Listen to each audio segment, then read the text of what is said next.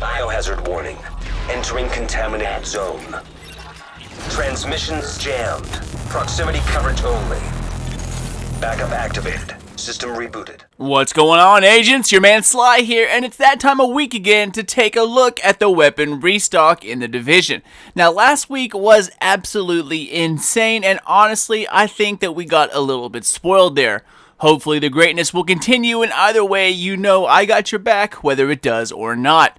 But we are definitely back to a normal rotation this week. Let's jump in and I'll show you exactly what I mean. First up, let's head over to the weapon vendor in the dark zone and check out what's for sale over on that side. Now, first up, if you missed out on the sniping weapons last week and you still need a sniper at a decent gear score, the DZ vendor is selling a normal SOCOM M1A.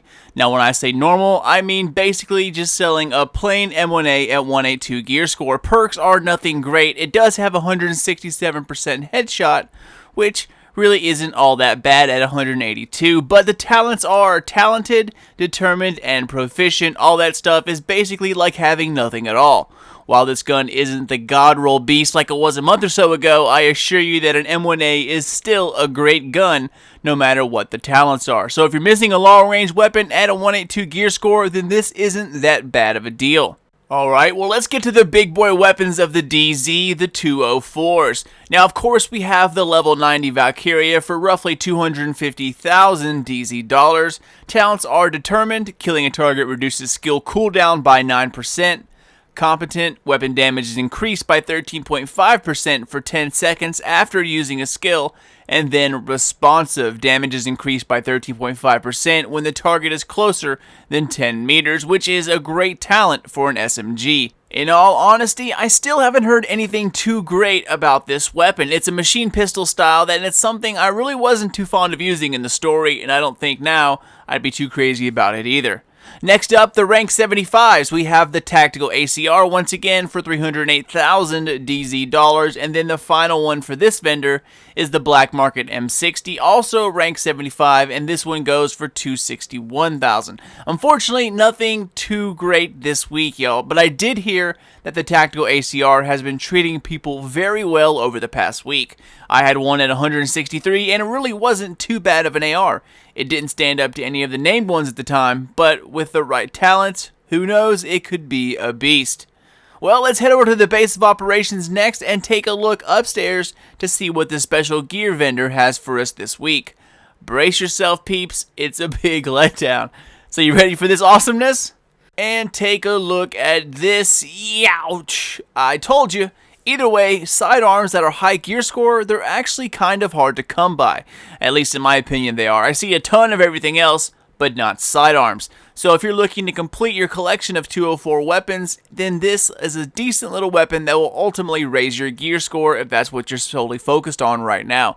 Now I don't know why they aren't a light machine gun fix this week, but hey, to each their own. So let's take a look at this bad boy on top. The military MK46, Mark 46, whatever you want to call it, scored at 204 with an easy 820 Phoenix creds. Not bad talents for an LMG. We have destructive, armor destruction value increased by 18%, which is actually pretty significant. Then we have accurate, increased accurate by 40%, which is great for a long firing automatic weapon. And then to wrap it up, prepared. Damage is increased by 13.5% when more than 40 meters from the target. Now this really would be more beneficial on a sniper rifle, but I guess if you're an LMG primary type of person, then I guess it would really cover all your angles. But I can't see anyone doing steady damage to a target that is like 130 feet, something like that? 130 feet away. That's a long way for an LMG in a video game. Now it seems like miles really, but either way, if you're an LMG guy, this really is not that bad of a weapon, and it is a true LMG, not one of those assault rifle LMG crossovers. Next up, the PX4 Storm Type T sidearm, gear score of 204, and look to spend around 650 creds for this bad boy. Now it does fire fast with 17 in the mag, and it does do decent damage, but again, it's a sidearm, so keep that in mind. Talents are expert, weapon deals 100% more damage when target is below 30% of health, and harmful, each hit has 13.5% chance to apply the bleed status effect, and being a sidearm, 2 talents is all that you're going to get.